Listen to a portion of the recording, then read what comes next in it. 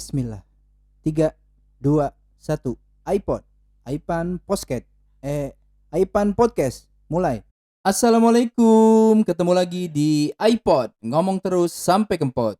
Tema kita hari ini adalah 5 hal yang harus lo siapkan sebelum pernikahan.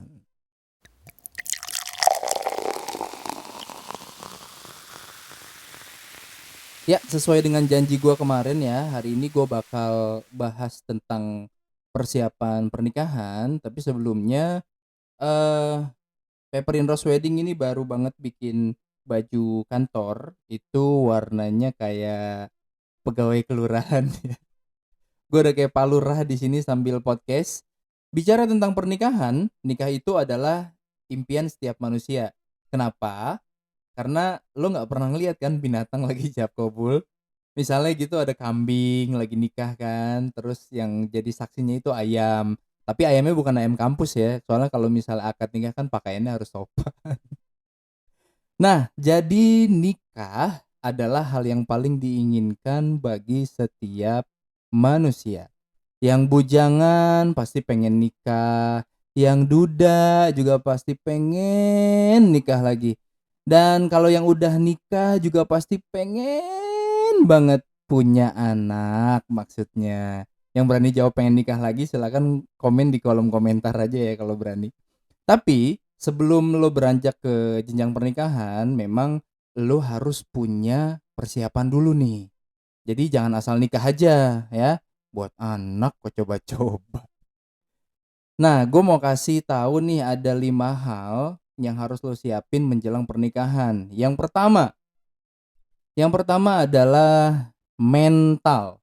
Ingat ya, mental, bukan mental. Jadi kalau misalnya lu punya pasangan dan ketika lu tanya kapan nikah, itu dia udah mental duluan, itu artinya dia nggak punya mental. Jadi tinggalkan saja, hempaskan saja jauh-jauh laki-laki seperti itu, saudara-saudara. Ya, mental ini adalah hal yang paling mendasar. Jadi kalau misalnya lo menikah, itu gimana caranya sih supaya punya mental yang kuat? Yang pertama, lo harus punya yang namanya percaya diri, pede ya. Pede di sini bukan perisai diri ya, percaya diri. Kalau percaya diri itu silat ya.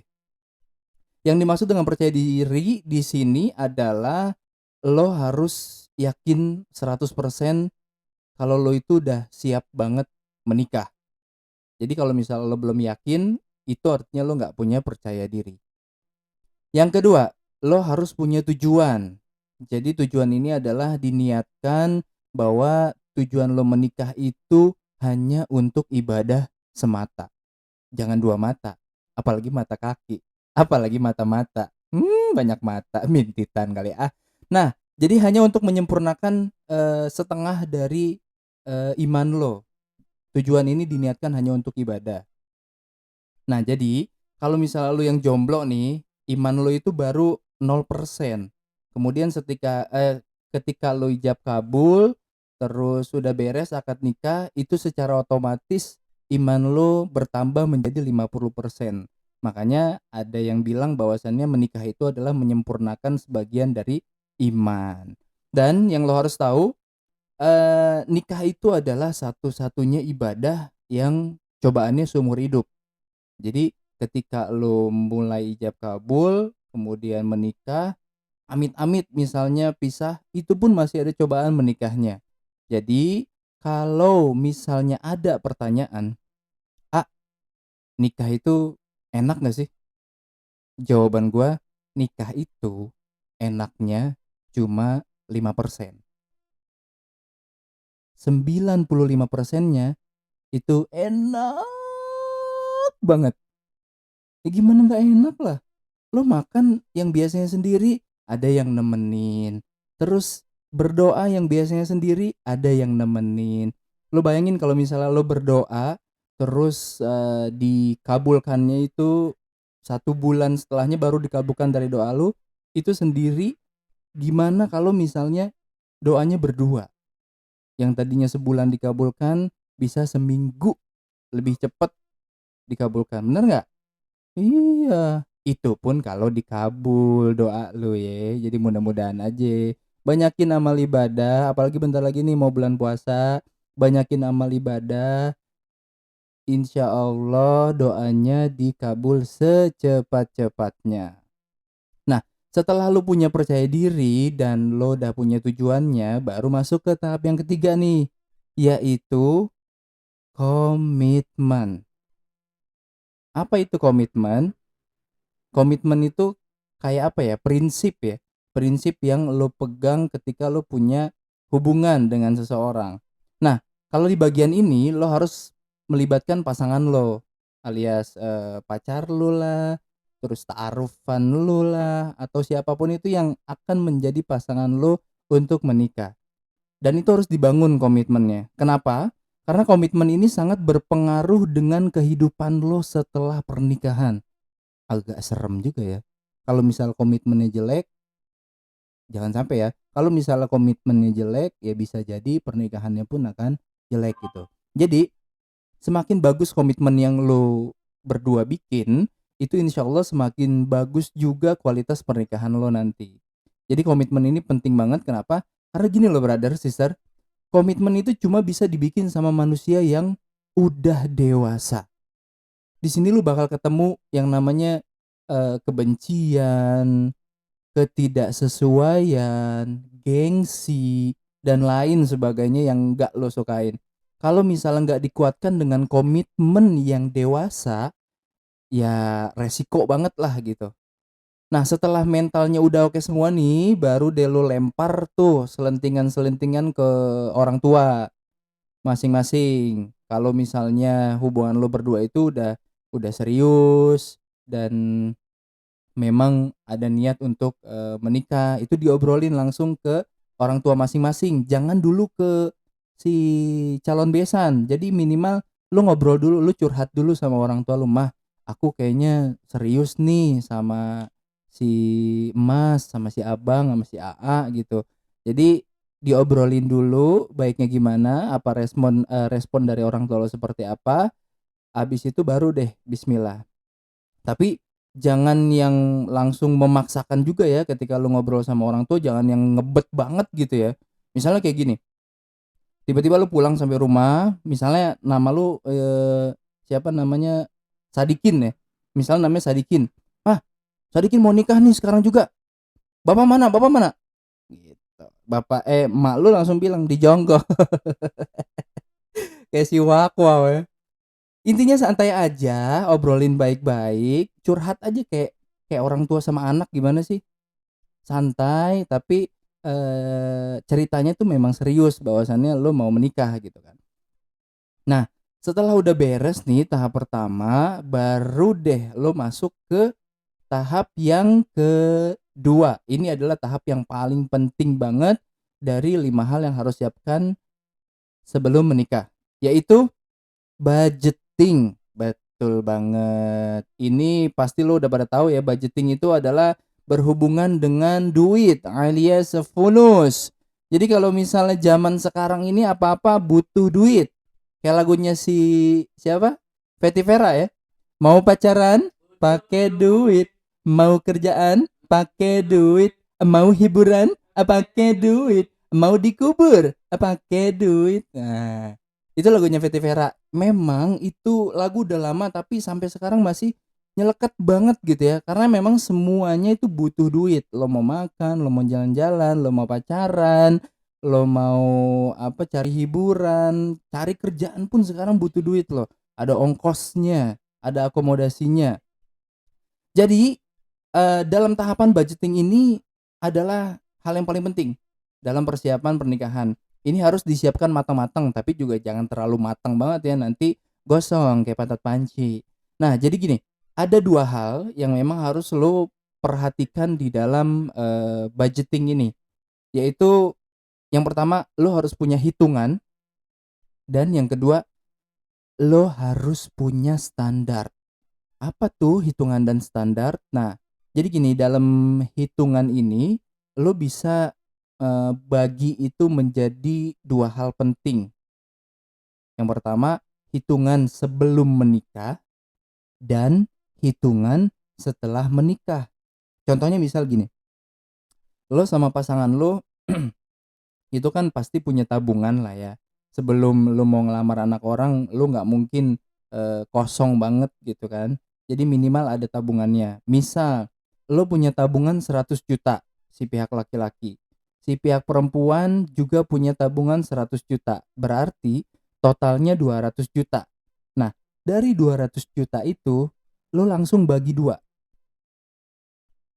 Yang pertama, lo mau habisin untuk acara pernikahan berapa dari 200 juta itu, dan lo mau sisain berapa setelah acara pernikahan.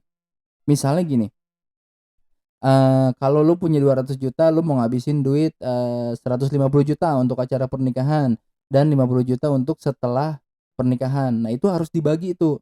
Terserah ya bagiannya mau 50-50 kek, mau 70-30, 60-40 itu terserah sesuai dengan kemampuan lo. Kenapa harus dibagi begini? Karena supaya lo nggak ribet nanti habis nikah. Mungkin nanti habis nikah lo kan mau honeymoon lah, atau persiapan kontrakan baru, rumah baru, kos-kosan baru, mau beli kasur, beli sofa, beli lemari. Pokoknya keperluan setelah menikah itu lu jadi nggak ribet kalau lu udah misah-misahin ini gitu. Jadi jangan lo habisin semua tuh duit tabungan. Jangan ngandelin dari amplop tamu, karena amplop tamu itu kayak kucing di dalam karung. Ya nggak sih? Lu nggak akan tahu dia mau kasih berapa. Nanti ketika udah beres acara, kotak angpaonya dibuka, ada yang kasih ceban lah, ada yang kasih jigou lah, ada yang bahkan amplopnya kosong. Nah, itu lu nggak akan tahu, dan itu nggak bisa diandalkan untuk tabungan setelah pernikahan lo. Oke, misal untuk acara pernikahan lo mau habisin 150 juta tadi, dan setelahnya lo juga punya sisa tabungan 50 juta untuk setelah pernikahan. Nah, kalau misalnya udah beres semua, lo langsung berdiskusi, langsung ngobrol, langsung musyawarah sama pasangan lo untuk ngebudgetin si 150 juta ini ke dalam pos-pos vendor yang akan lo pakai.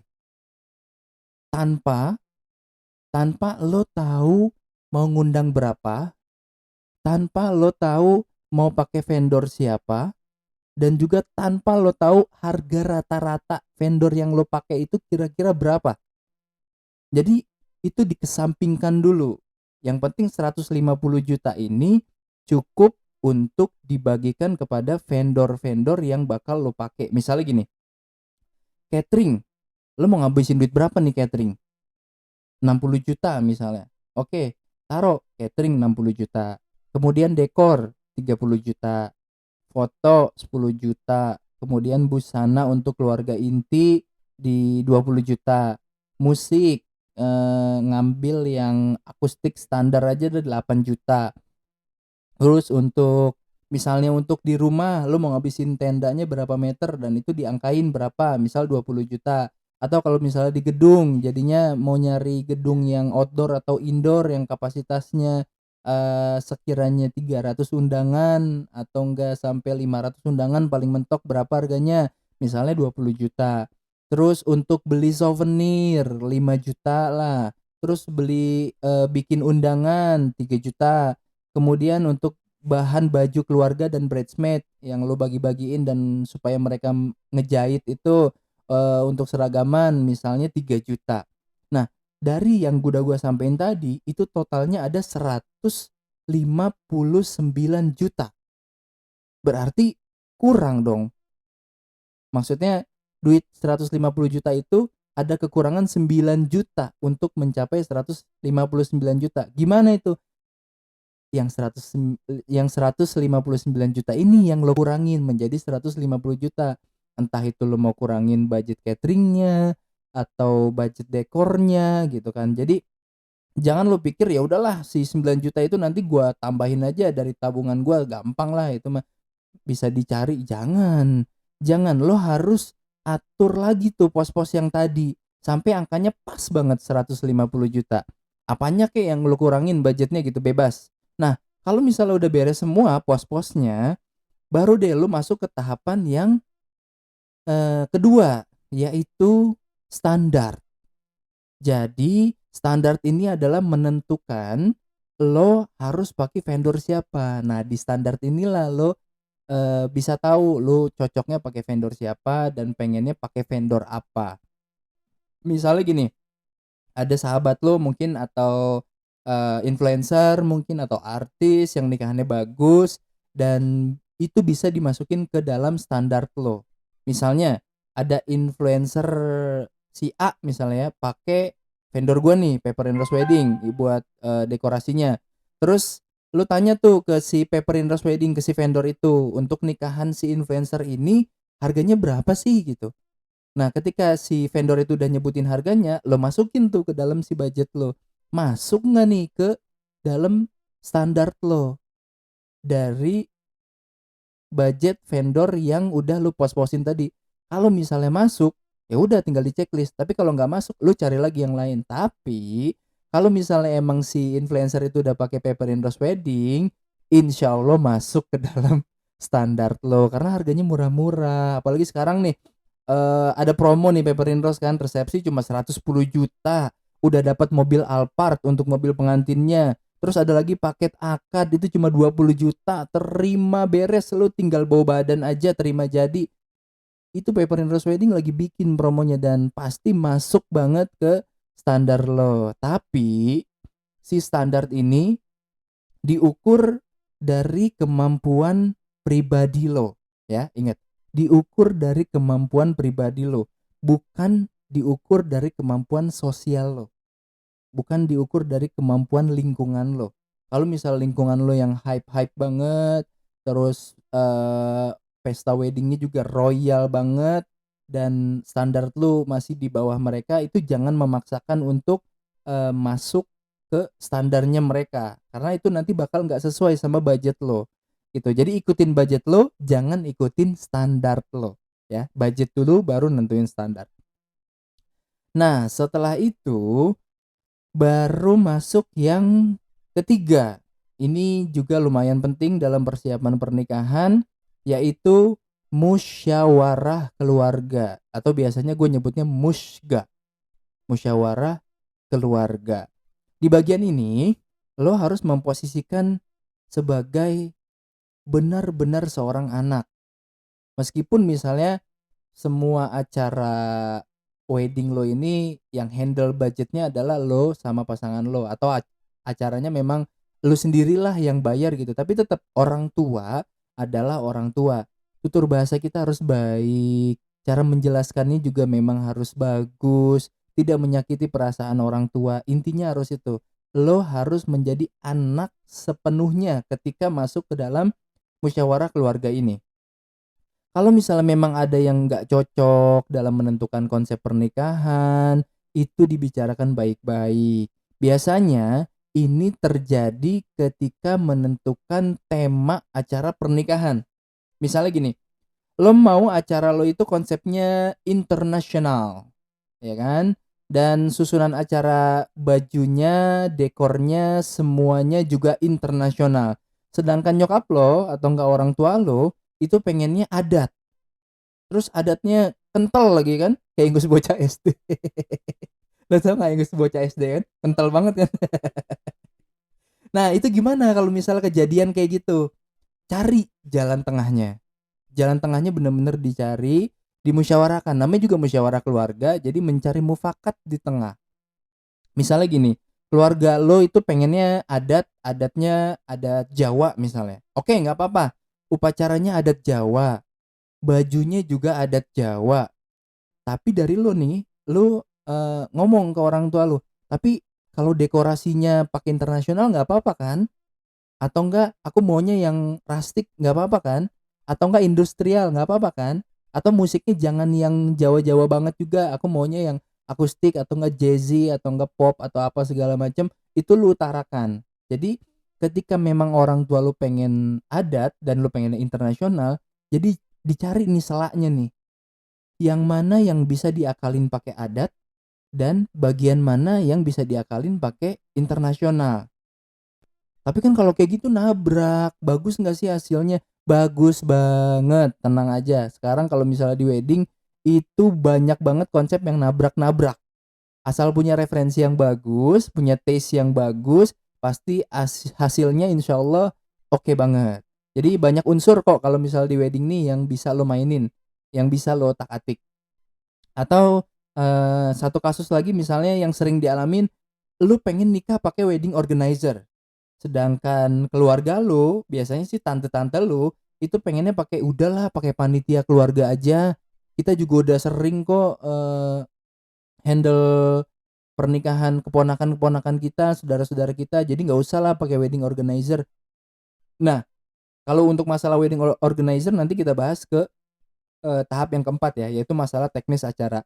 Intinya, apapun keadaannya, ketika ada ketidakcocokan, itu harus tetap dikomunikasikan.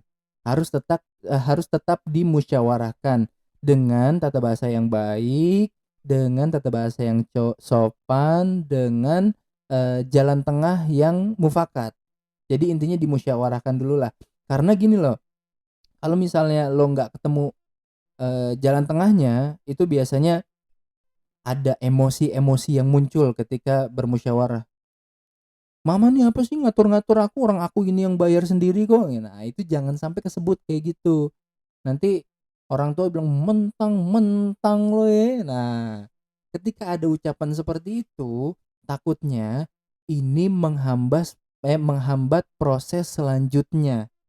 Lu jadi nggak nyaman untuk nyiapin apa-apa, terus, ada aja kendalanya gitu. Biasanya itu ya dari orang tua sih, meskipun memang orang tua tidak mendoakan yang buruk-buruk lah dalam proses, pernikahan, tapi tetap kalau misal komunikasi lo baik, cara penyampaiannya baik, dan cara menjelaskannya pun baik, insya Allah orang tua pun bisa menerima dan ngerti gitu bahwasannya ini hal yang terbaik untuk anaknya gitu, brother, sister. Nah, sekarang kita masuk ke tahap yang keempat. Tahap yang keempat itu, eee, mencakup tentang teknis acara. Jadi seperti yang udah gue mention di awal, musyawarah tadi, eee, teknis acara tentang si apa namanya, wedding organizer sama panitia keluarga, itu memang harus diperhatikan banget ya. Karena ini berkaitan dengan hari H pelaksanaan cuy, kagak bisa diulang, kagak aci itu. Pokoknya harus rapi, aman, nyaman, tentrem, pokoknya harus oke lah gitu. Solusinya gimana? Ya memang wedding organizer ini jadi solusi untuk bikin acara lo jadi rapi. Kenapa? Karena mereka adalah orang yang dibayar untuk ngurusin acara lo di hari H itu secara profesional. Ingat ya, secara profesional. Artinya itu mereka dibayar untuk ngurusin acara lo, ya memang profesinya dia itu gitu. Ini ngebantu banget karena dia juga yang bakal, melancarkan komunikasi ke vendor-vendor yang udah lo ambil, ke vendor-vendor yang bakal tampil. Ibaratnya apa ya, jadi, mereka ini jadi kaki dan mata lo nanti ketika di hari H acara. Jadi lu nggak mungkin kan, misal, tamu lagi salam-salaman nih, terus ada yang nanya ke, apa namanya, lu nanya ke tamu nih, misalnya nama lo Sadikin gitu, Sadi Sadikin lagi ya. Oke lah misalnya namanya Astuti gitu ya, asal kentut mati. Lu Tuti, lu tadi udah makan catering kan?" Terus si Tuti ngejawab, "Iya," katanya. "Masih ada nggak makanannya?" "Masih ada." "Emang kenapa?" "Laper gua." Mantennya kelaparan kelaparan. Iya, tapi kan kalau misalnya untuk ngurusin makanan atau tamu gitu kan bisa pakai panitia keluarga aja gitu. Bener, emang bisa, tapi nggak expert, nggak jago gitu. Soalnya gini loh, rata-rata kalau misalnya acara cuma pakai panitia keluarga doang, itu rasanya bakal ada di pas pertengahan acara. Jadi mereka udah pada nyebar tuh. Ada yang ketemu temen arisannya, ada yang ketahuan lagi selfie di foto booth, ada juga yang lagi ngantri di panggung musik soalnya dia mau nyanyi juga gitu kan. Intinya nyebar dah, soalnya kalau misal di pesta, lu kudu paham nih, emak-emak di Indonesia juga masih pada doyan party, doyan pesta. Jadi ketika ada pesta pernikahan dan lo pakai panitia keluarga, itu rata-rata di pertengahan acara mereka udah nyebar, nggak tahu kemana dan acara lu jadinya nggak kekontrol. Nah, hal-hal yang kayak gitulah, kejadian kayak gitulah kalau misalnya lo pakai wedding organizer, insya Allah eh, lancar-lancar aja gitu kan. Tapi semuanya itu balik lagi ke lo pribadi ya. Kalau misalnya memang acaranya nggak ribet-ribet amat dan lo juga nggak ada tamu VIP, ya nggak pakai WO juga nggak masalah. Nah, langsung masuk ke tahap yang terakhir ya. Tahap ke-5. Ini adalah tahap yang paling akhir dari persiapan pernikahan. Tahap kelima ini adalah bersyukur kepada Allah. Harus bersyukur brother, sister, karena nanti ketika acaranya memang udah selesai nih, ada hal-hal yang gak sesuai dengan ekspektasi lo. Entah itu dari vendornya atau dari keseluruhan acara, itu pasti ada yang gak sesuai dengan harapan lo. Lo harus tetap bersyukur karena banyak banget di luar sana yang gak bisa menikah. Jangankan untuk menikah ya, punya resepsi kayak lo misalnya, buat akad aja mereka harus berjuang keras, tau nggak, buat bisa wujudin, aduh gue pengen akad nih, pengen nikah gitu kan, apalagi resepsi gitu kagak kesampean. Itu banyak banget di luar sana, bener deh. Jadi lo harus selalu ngerasa beruntung, harus selalu ngerasa beruntung bahwasannya lo bisa menjalankan pernikahan dengan resepsi yang udah lo damba-dambakan gitu. Karena di sana serius banyak banget yang udah mapan ya. Terus yang udah punya mobil, punya ini itu, punya harta benda, udah punya segalanya lah, tapi belum nikah juga karena nggak ada jodohnya. Itu juga banyak. Jadi lo harus ngerasa beruntung udah bisa menikah. Nah, segala sesuatu itu harus disyukuri di tahap terakhir persiapan pernikahan ini. Kalau misalnya lu udah bisa belajar untuk mensyukuri segala sesuatu dari setiap prosesnya, insya Allah setelah pernikahan nanti juga lu bisa bersyukur lebih besar lagi. Dan ada satu hal lagi ya yang harus gua sampein dan ini jadi bahan perhatian banget untuk kamu, untuk lo yang nyiapin tahap pernikahan ini, supaya diri lo itu ketika ngadepin acaranya nggak yang kecewa-kecewa banget ketika nggak sesuai dengan ekspektasi lo. Apa? Yaitu harapan dan ekspektasinya harus diturunin. Lo harus punya ekspektasi seminimal mungkin. Harus punya harapan seminim mungkin untuk proses persiapan pernikahan ini. Karena ketika lo punya ekspektasi yang tinggi, kemudian nggak sesuai, itu bakal sakit banget. Sumpah bener sakit banget dan itu nggak bisa lo lupain. Bener, lukanya itu seolah-olah nggak pernah hilang. Jadi gue pernah denger satu artikel di apa namanya internet. Jadi ada kata-kata itu ngena banget ya. Expect too much, it hurt too much. Ketika lu punya ekspektasi yang berlebih, nanti sakitnya pun akan deep banget, dalam banget. Jadi ya intinya biasa aja gitu. Yang penting lu udah usaha, lo udah ikhtiar untuk mempersiapkan semua ini. Masalah nanti sesuai atau enggak, masalah nanti bagus atau enggak, ya lo belajar pasrah aja, belajar untuk menyerahkan semua keputusannya di tangan Allah gitu. Biar Allah yang urus, lo nggak usah ikut-ikutan ngatur kerjaannya Allah. Kewajiban lo cukup diikhtiar aja gitu. Masalah hasilnya kayak gimana ya pasrahin aja lah. Dan percaya pasti bakal ada hikmah dalam setiap proses pernikahan ini. Oke, ya itu dia tadi 5 hal yang harus lu sampaikan, harus sampaikan, yang harus lo siapkan sebelum menikah. Kesimpulannya adalah niatkan semuanya untuk ibadah kepada Allah Subhanahu wa taala, dari prosesnya, pelaksanaannya, kemudian setelahnya. Jadi hanya untuk ibadah kepada Allah Subhanahu wa taala. Mudah-mudahan itu mendatangkan sudut pandang yang positif dari setiap tahap persiapan menikah lo.